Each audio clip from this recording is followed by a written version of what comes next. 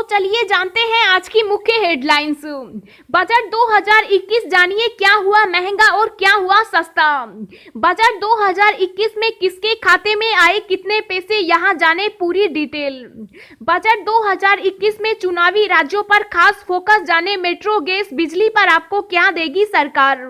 शराब के शौकीनों को बजट से बड़ा झटका लगेगा, 100% सेस। पेट्रोल पर 4 रुपए और डीजल पर 2.5 रुपए का लगा कृषि सेस।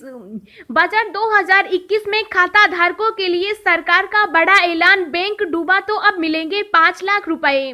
पाकिस्तान की मददगार होगी भारत में बनी कोरोना वैक्सीन कोविशील्ड, भेजी जाएगी 70 लाख डोज। 20 मिनट में तैयार हो जाएगी 500 किलो दाल, एक बार में बनेगी 4000 रोटियां। सोने, चांदी, स्टील, तांबे पर ड्यूटी घटाई, मोबाइल चार्जर महंगे, आयकर में कोई बदलाव नहीं। जी हां दोस्तों, और भी बहुत बड़ी काम की खबरें निकल कर आ रही है, इसलिए वीडियो को लास्ट तक जरूर देखना। तो चलिए जानते हैं एक एक करके तमाम बड़ी खबरों को। पर इससे पहले अभी तक आपने इस वीडियो को लाइक नहीं किया तो लाइक कर दीजिए। तो चलिए वीडियो स्टार्ट करते हैं।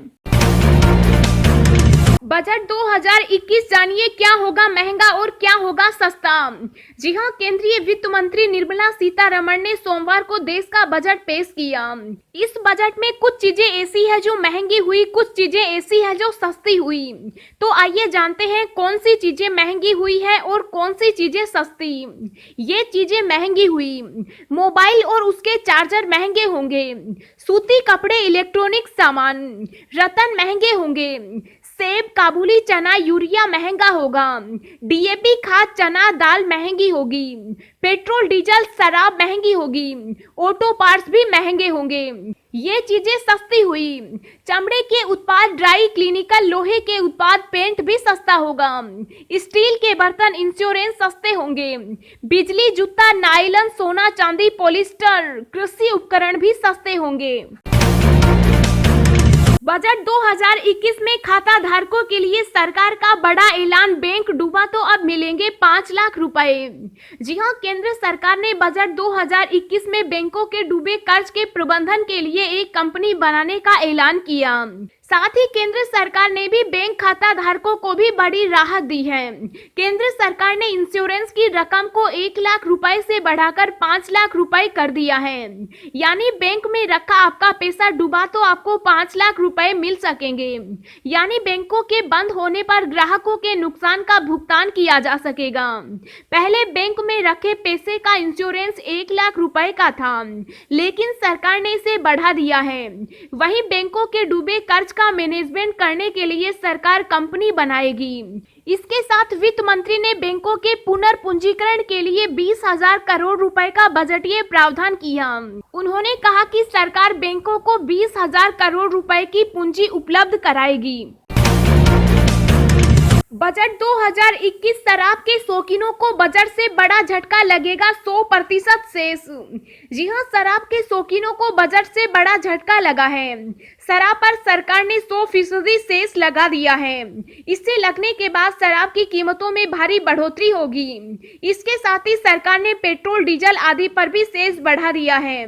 पेट्रोल पर 2.5 रुपए और डीजल पर 4 रुपए एग्रो इंफ्रा सेस लगाया गया है। इससे कई वस्तुओं के दाम बढ़ सकते हैं। शराब पर 100% सेस बढ़ने के बाद शराब की कीमतों में इजाफा होना तय है। अलग अलग राज्यों में शराब की कीमतें अलग अलग हैं। शराब को जीएसटी के दायरे से बाहर रखा गया है। ऐसे में विभिन्न राज्यों में शराब की कीमतों में लगने वाले टैक्स की दर से हिसाब से कीमतों में इजाफा होगा। शराब की बढ़ी हुई दरें अगले वित्त वर्ष यानी 1 अप्रैल से लागू होगी। पेट्रोल डीजल की कीमतों में इजाफा होने जा रहा है। आम बजट में डीजल पर 4, पेट्रोल पर 2.5 रुपए का कृषि सेस लगाया गया है। हालांकि सरकार की ओर से यह साफ कर दिया है कि यह सेस कंपनियों को देना होगा, आम लोगों पर इसका कोई असर नहीं होगा। जानकारों का कहना है कि जिस तरह से अंतर्राष्ट्रीय जगत में कच्चे तेल की कीमतों में कमी का फायदा तेल कंपनियों को हुआ, सरकार वहां से पैसे का इंतजाम कर रही है। बजट 2021 में चुनावी राज्यों पर खास फोकस, जाने मेट्रो, गैस, बिजली पर आपको क्या देगी सरकार। जी हां, वित्त मंत्री निर्मला सीतारमण द्वारा पेश किए गए बजट में रेलवे, बिजली, इंफ्रास्ट्रक्चर, स्वास्थ्य, मेट्रो और चुनावी राज्यों आदि के बारे में बड़े ऐलान किए गए। वित्त मंत्री की ओर से बिजली क्षेत्र के लिए भी ऐलान किया गया। सरकार की ओर से 3 लाख करोड़ रुपए से ज्यादा लागत की स्कीम लॉन्च की जा रही है, जो देश में बिजली से जुड़े इंफ्रास्ट्रक्चर को मजबूत करने का काम करेगा। सरकार की ओर से हाइड्रोजन प्लांट बनाने का भी ऐलान किया गया। बिजली क्षेत्र में पीपी मॉडल के तहत कई प्रोजेक्ट को पूरा किया जाएगा। देश भर में 15 हेल्थ इमरजेंसी ऑपरेशन सेंटर शुरू किए जाएंगे। No biosafety level 3 lab शुरू होंगी। वाटर सप्लाई भी बढ़ाएंगे। 5 साल में 2.87 लाख करोड़ रुपए खर्च होंगे। शहरी इलाकों के लिए जल जीवन मिशन शुरू किया जाएगा। शहरी स्वच्छ भारत मिशन पर 1.48 लाख करोड़ रुपए 5 साल में खर्च होंगे। निमोकोकल वैक्सीन को देश भर में शुरू किया जाएगा। इससे 50,000 बच्चों की हर साल जान बचाई जा सकेगी। मेट्रो सिटी बस सेवा को बढ़ाने पर फोकस किया जाएगा। इसके लिए 18,000 करोड़ रुपए की लागत लगाई जाएगी। अब मेट्रो लाइट को लाने पर जोर दिया जा रहा है। कोच्चि, बेंगलुरु, चेन्नई, नागपुर, नासिक में मेट्रो प्रोजेक्ट को बढ़ावा देने की घोषणा की गई। दोस्तों, अगली खबर जानने से पहले आपसे एक रिक्वेस्ट है कि इस वीडियो को बनाने में मुझे बहुत ज्यादा मेहनत लगती है, तो इस मेहनत के लिए वीडियो को एक छोटा सा लाइक जरूर करें। सोने, चांदी, स्टील, तांबे पर ड्यूटी घटाई, मोबाइल चार्जर महंगे, आयकर में कोई बदलाव नहीं। जी हां, वित्त मंत्री ने सोने, चांदी, स्टील, तांबे पर ड्यूटी घटाई है। आयकर में कोई बदलाव नहीं। सोने चांदी पर कस्टम ड्यूटी 12.5% की। मोबाइल और चार्जर महंगे, उन पर टैक्स बढ़ा। लोहा एवं इस्पात के आयात पर शुल्क घटाकर 7.5% करने का प्रस्ताव। कुछ सामानों पर लगेगा एग्रीकल्चर इंफ्रा सेस, जिसका लाभ किसानों को दिया जाएगा। ऑटो पार्ट्स पर कस्टम ड्यूटी बढ़ाकर 15% करने का ऐलान किया गया, जिससे यह भी महंगा हो जाएगा। लोन के 1.5 लाख रुपए तक की राशि पर ब्याज पर छूट की स्कीम 1 साल बढ़ाई गई। 100 नए सैनिक स्कूल खोले जाएंगे। लेह में सेंट्रल यूनिवर्सिटी बनाए जाएंगे। आदिवासी इलाके में एकलव्य स्कूल खोलेंगे। 758 एकलव्य स्कूल खोले जाएंगे। अनुसूचित जाति के 4 करोड़ विद्यार्थियों के लिए 35,000 करोड़ रुपए का ऐलान। हायर एजुकेशन कमीशन का गठन, जल्द उच्च शिक्षा के लिए कमीशन बनाया जाएगा। जम्मू कश्मीर में गैस पाइपलाइन योजना का ऐलान। 100 नए शहर सिटी गैस वितरण में जोड़े जाएंगे। जल जीवन मिशन लॉन्च किया जाएगा। इसका उद्देश्य 4,378 शहरी स्थानीय निकायों में 2.86 करोड़ घरेलू नल कनेक्शनों को सर्वसुलभ जल आपूर्ति व्यवस्था करना है। वित्त मंत्री निर्मला सीतारमण का ऐलान, 2030 से नई रेल योजना शुरू होगी। Auto part, steel, screw, plastic, window pane, चमड़ी, कीमती पत्थरों, कपास, सिल्क पर आयात शुल्क बढ़ाने का प्रस्ताव। इस्पात स्क्रैप पर 1 साल के लिए सीमा शुल्क समाप्त करने का प्रस्ताव। आयकर रिटर्न फॉर्म में अब पूंजी बाजार से प्राप्त आय और बैंक जमा ब्याज के वितरण भी पहले से भरे होंगे। उन्होंने कहा कि पुरानी कारों को स्क्रैप किया जाएगा, इससे प्रदूषण कंट्रोल होगा। तेल आयात बिल भी घटेगा। ऑटोमेटेड फिटनेस सेंटर बनाए जाएंगे। निजी गाड़ी को 20 साल बाद इन सेंटर में जाना होगा। इसका मकसद पुरानी कारों को सड़कों से हटाना है। बजट में रेलवे को लेकर हुई कई घोषणाएं। ट्रैक पर नजर आएंगे नए और आधुनिक कोच। जी हां, वित्त मंत्री निर्मला सीतारमण ने बजट में रेलवे से जुड़े बड़े ऐलान किए हैं। वित्त मंत्री निर्मला सीतारमण ने रेलवे के लिए 1,10,055 करोड़ रुपए की राशि आवंटित की, जिसमें 1,07,100 करोड़ रुपए केवल पूंजीगत व्यय के लिए हैं। वित्त मंत्री ने बजट भाषण में कहा कि 46,000 किलोमीटर रेलवे लाइन पर ट्रेनें बिजली से दौड़ेंगी। इसके अलावा एनआरपी 2023 के ड्राफ्ट पर तेजी से काम किया जा रहा है। देश में सिर्फ एक निर्माणाधीन बुलेट ट्रेन परियोजना है, जो मुंबई को अहमदाबाद से जोड़ेगी। वित्त मंत्री निर्मला सीतारमण ने बताया कि राष्ट्रीय रेल योजना 2030 तैयार हो गई। भारतीय रेलवे के अलावा मेट्रो सिटी बस सेवा को बढ़ाने पर फोकस किया जाएगा। इसके लिए 18,000 करोड़ रुपए की लागत लगाई जाएगी। बजट 2021 में किसके खाते में आया कितना, यहाँ जाने पूरी डिटेल। जी हां, केंद्रीय वित्त मंत्री निर्मला सीतारमण ने आम बजट पेश कर दिया। इस बार के बजट में कई सेक्टर्स को सौगात दी जा रही है। तो चलिए जानते हैं सरकार द्वारा किए गए बड़े ऐलान के बारे में। वैक्सीन के लिए 35,000 करोड़। भारत बीते साल से ही कोरोना वायरस महामारी का सामना कर रहा है।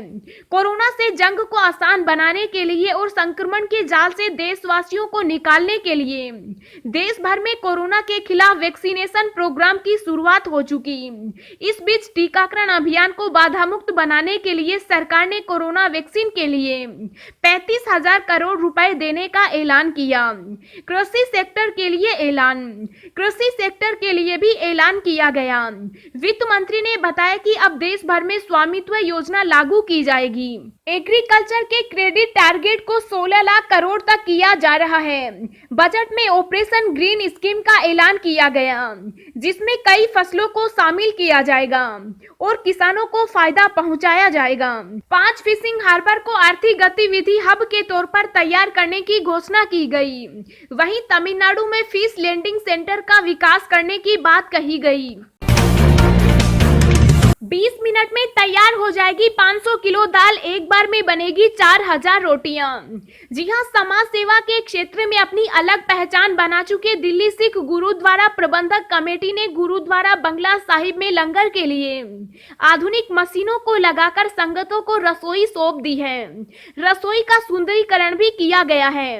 इसके साथ ही नया लंगर हॉल भी खोल दिया गया। रविवार को कार सेवा वाले बाबा बच्चन सिंह ने दिल्ली सिख गुरुद्वारा प्रबंधक कमेटी के पदाधिकारियों की उपस्थिति में इसका उद्घाटन किया।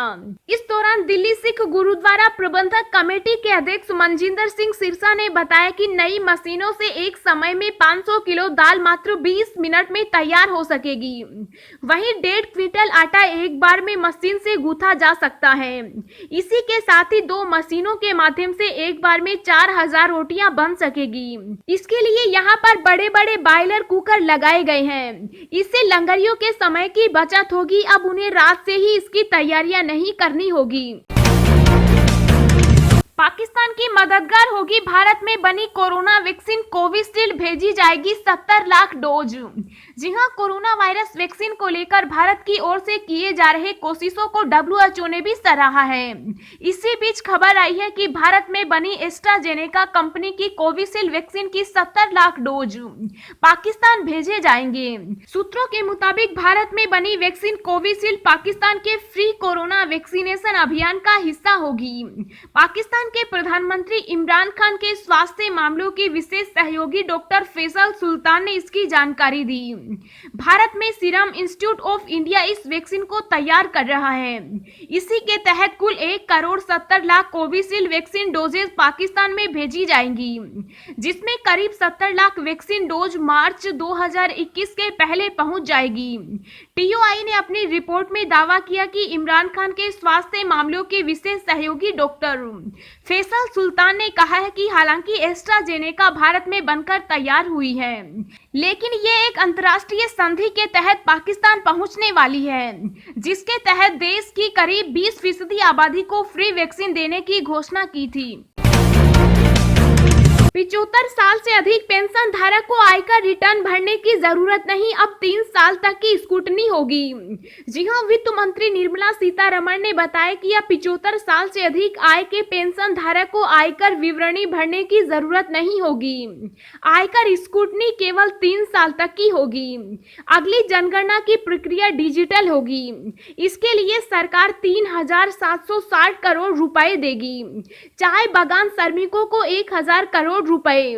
नेशनल एजुकेशन पॉलिसी को तहे दिल से स्वीकार किया गया। 100 नए सैनिक स्कूल बनेंगे।